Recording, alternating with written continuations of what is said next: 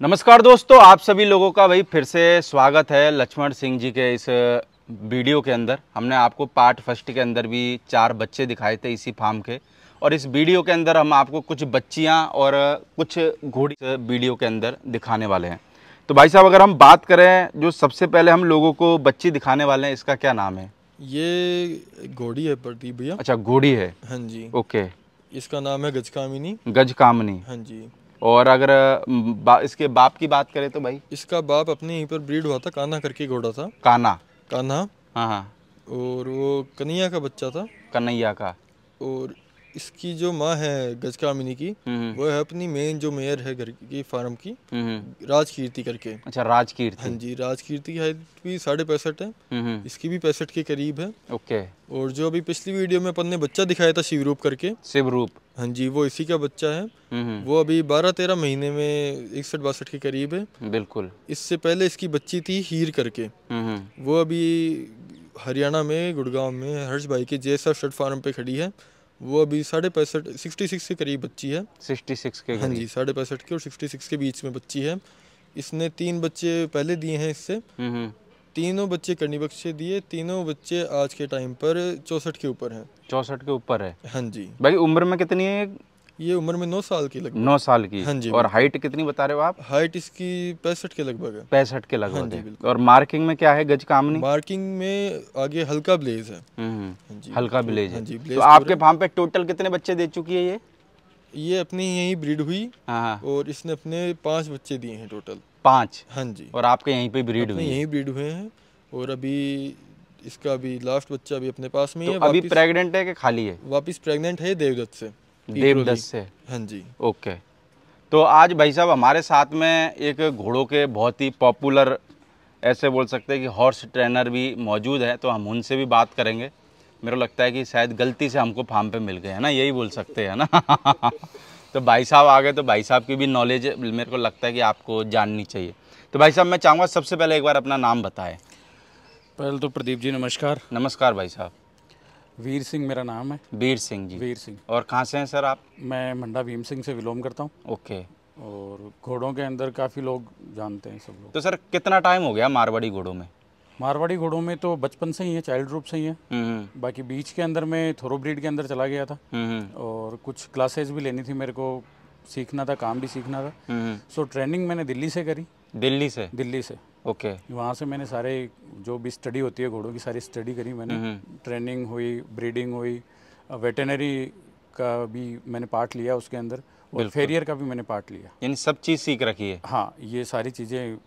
Allrounder हो? हाँ, समझो तो भाई साहब, अगर बात करें कितने साल से घोड़ों की ट्रेनिंग दे रहे हो और कितने घोड़े तैयार कर चुके हो टोटल, फिर हम उसके बाद में बात करेंगे भाई कौन से नामी घोड़े आपने तैयार करे। टोटल की तो काउंटिंग नहीं हो पाएगी, क्योंकि एक आंकड़ा तो चला जाएगा आपके 350-400 के ऊपर चला आंकड़ा तो सरकार भी बता देती है। 450 के आसपास चला जाएगा। 450 के आसपास। पर जो सबसे फर्स्ट मैंने मारवाड़ी घोड़ा जो ट्रेन किया था, हाँ, वो करंट सांगरिया।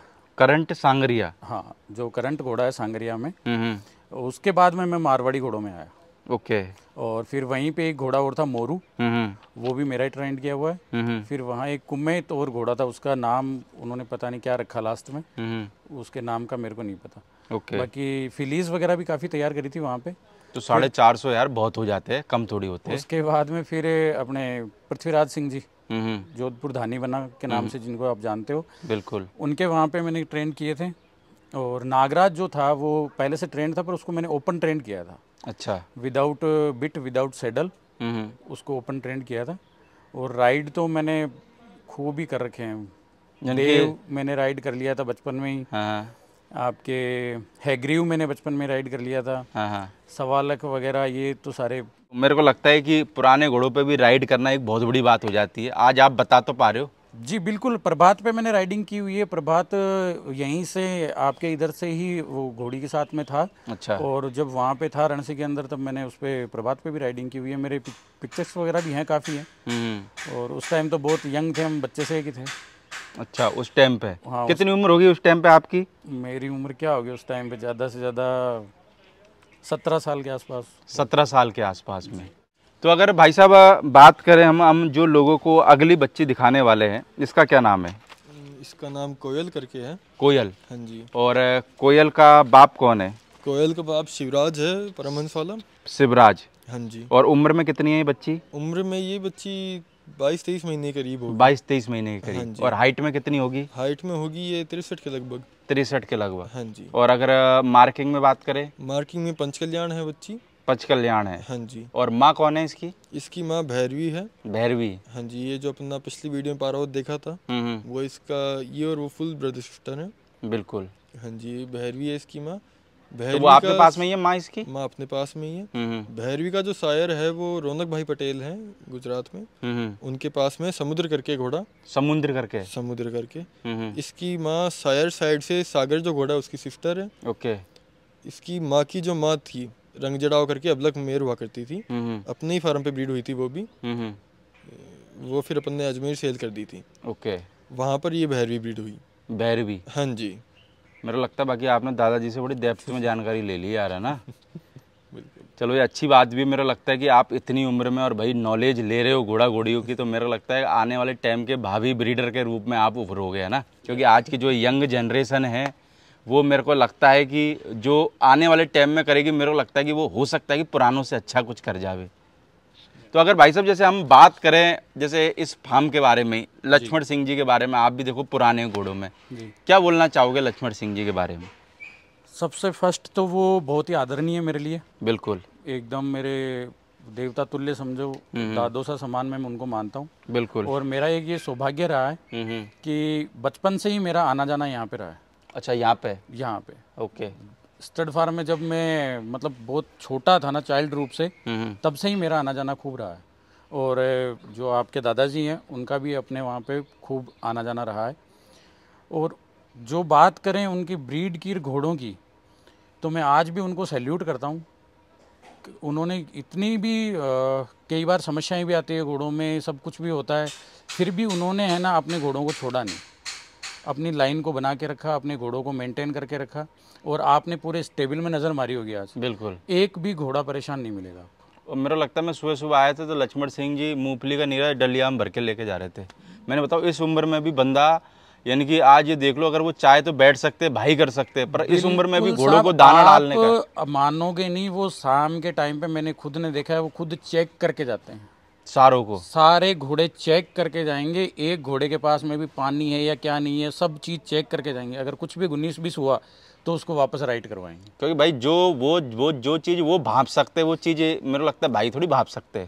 नहीं, मैं भी नहीं भांप सकता, वो तो खैर उनसे मैं सीखता हूँ, खुद सीखता हूँ, मैं सीखता हूँ उनसे। मैं खुद जब भी आता हूँ उनके पास में यहाँ पे फार्म हाउस पे, तब हमेशा हमारे घोड़ों की चर्चा चलती है, मैं खुद उनसे ज्ञान लेता हूँ। क्योंकि जो उनके पास में ज्ञान है वो समझो आज के 7 पीढ़ी पहले का है। क्योंकि उनके फादर साहब भी घोड़े वगैरह रखते थे, उनके पास तो ऊँट वगैरह भी थे, और उससे पहले भी घोड़े थे उनके पास। मतलब जनरेशन टू जनरेशन घोड़ों से तो लगाव है ही है। तो भाई साहब जैसे अभी आज के टाइम में लोग घोड़ों को ट्रेनिंग देते हैं जी, तो आपके हिसाब से घोड़ों में क्या चीज़ सबसे ज़्यादा ख़राब मिलती है कि ये चीज़ यार सुधार दो यार? जैसे फार्म पे जाते होगे तो फार्म वाला कहता होगा ना यार बहुत काटता है, इसको पकड़ते हैं जब यार ये लात मार देता है, तो क्या प्रॉब्लम सबसे ज़्यादा आ रही है? और कौन सी चीज़ घोड़ों में सुधारना, यानी कि सुधार करना बहुत मुश्किल काम है? एक ट्रेनर के लिए और एक ओनर के लिए सबसे मुश्किल चीज़ ये है कि जो बचपन में बिगड़ जाता है ना, उसको लास्ट में हैंडल करना। अच्छा। ये सबसे हार्ड वर्क हो जाता है। मैं कई बार जाता हूँ, ऐसे ऐसे घोड़े मिलते हैं जो डायरेक्ट अटैक करते हैं। एक फेमस फार्म है अपने पूना के अंदर, मैं नाम तो नहीं लूँगा, नाम लेना भी नहीं है हमारे को। उनके वहाँ पे एक घोड़ा था जिसको लंचिंग देने जाओ ना आप, तो वो सीधा डायरेक्ट आपको ही अटैक करता था, बिना बोले हैं। बिना बोलना तो उसको कहाँ है, उसको तो अटैक करना है। इतना मतलब इतना टफ कंडीशन में था ना जिसकी कोई लिमिट नहीं है। और करंट को भी जब मैंने किया था वो भी बहुत मेरे लिए सबसे हार्ड वर्क करंट ही था। मेरी लाइफ का सबसे अगर कोई मतलब डिफ़िकल्ट टास्क समझो या घोड़ा, वो करंट रहा। यानी कि जिसके सामने जाने के बाद में आपको घबराहट होती थी वो घोड़ा था वो? यूँ नहीं, घबराहट तो नहीं हुई माता, थोड़ा बहुत तो रहता ही है ना यार, इसको कैसे तैयार करना पड़ेगा यार, ऐसा कह सकते हैं कि हाँ, एक बार के लिए सोचना पड़ता था कि क्या करना है। और जो भी नए ट्रेनर्स आ रहे हैं उनके लिए मेरा एक ही एडवाइस है कि घोड़े को आप पहले स्टडी करो। बिल्कुल। उसको पढ़ो, उसको समझो, और जहाँ तक हो सके आप मारो मत उसको। मारने से तो मेरे को लगता है कि वो और ज़्यादा बिगड़े। मारो मत घोड़े को। दूसरा, स्नाइफल्स, बिट वगैरह जो भी आप यूज़ कर रहे हो वो नॉर्मल यूज़ करो आप, बिल्कुल। और उसको डिसिप्लिन से सिखाओ। मैंने अभी एक थोड़े दिन पहले घोड़ा तैयार किया था, एक अपने पास में फार्म है वहाँ पे, उसको मैंने हैकमोर पे सारे काम करवाए थे। अच्छा। और पूरा मतलब आप जो नुक्ता बोलते हो ना, नुक्ता लगा के उससे सारे काम करवा लो। यानी घोड़ों को यानी कि इज्जत के साथ सिखाओगे तो मेरे को लगता है सबसे बढ़िया है। जी, घोड़े के साथ में प्यार से रहो आप, घोड़ा बिल्कुल समझ आएगा। जितना मारोगे उतना घोड़ा बिगड़ेगा। बिल्कुल। अगर भाई साहब अगर हम बात करें जैसे कि, और एक बच्चा हम लोगों को दिखा रहे हैं ना, हाँ जी, तो बच्चा तो मेरे को लगता है कि पूछ नीचे करता ही नहीं है, शायद लगे मेरे को है स्टेबल में ही करता हो। तो टावर फुल आते हैं इसके 5G के हैं। तो क्या कहना चाहोगे, पहले तो घोड़ी के बारे में बताओ एक बार। ये अपनी फार्म की सबसे जो मेन घोड़ी है वो है राजकीर्ति। बिल्कुल। ये एक तरह से हमारे घर का मेंबर अच्छा। ही है। तेज रूप इसकी माँ थी अपने पास में। उसके जाने के बाद में अभी तेज रूप का लास्ट अगर मैं बोलूँ मेयर बची है, और एक स्टैलियन बच्चा है तेज रूप का, विजय देव। बाकी तेज रूप की और कोई रिजल्ट बचे नहीं। ओके। ये राजकीर्ति अब अपने घर की मेंबर बन चुकी है। इसकी भी एज देख लीजिए लगभग 14 साल के करीब। 14 साल के करीब। 14-15 साल। और कितने बच्चे दिए होंगे इसने आपके फार्म पे? इसने अपने फार्म पर दे दिए, गिनने पड़ेंगे आदमी। लगभग एक आइडिया लगभग दे दिए अपने को, वो ही नहीं कि एग्जैक्ट आंकड़ा चाहिए। 5-6 बच्चे दे दिए। 5-6 बच्चे दे दिए। और इसके साथ में जो अभी बच्चा है इसके बारे में बताओ। इसके साथ में ये बच्चा है विश्वकर्मा का। विश्वकर्मा, ये कौन सा घोड़ा है विश्वकर्मा? विश्वकर्मा दिलबाग रनिया का बच्चा है। अच्छा। भूमिया से स्टड फार्म पे अभी खड़ा है रोहिणा में, नारायण सिंह जी के पास में। बिल्कुल बिल्कुल। हाँ जी, वो दिलबाग रनिया का है बच्चा। और एक बार 2 बार वो रिंग में फर्स्ट भी आया हुआ है। बाकी बच्चा चैंपियन है। कैसे पूछ उठा के भग रहा है? लोग तो मेरे को लगता है कि अदरक लगा के उठाते हैं, ये तो बिना अदरक के भग रहा है। नहीं, वो हाई एनर्जी है। एनर्जी में ही फर्क है बहुत। इसकी स्पीड बहुत ज्यादा है बच्चे की। या फिर इसने मेरी बात भी मान ली हो, मैंने रिंग में आने से पहले इसको बोला था मैंने, भाई पूछ नीचे मत करियो। हाँ जी, नहीं बाकी ये बच्चे जब घोड़े जब पूछ उठा के भगते हैं, इस ये है ये बहुत खुश है अभी।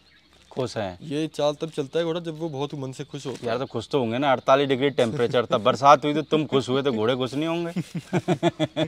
उसको भी तो भाई मौका मिला भगने का है अच्छे मौसम में।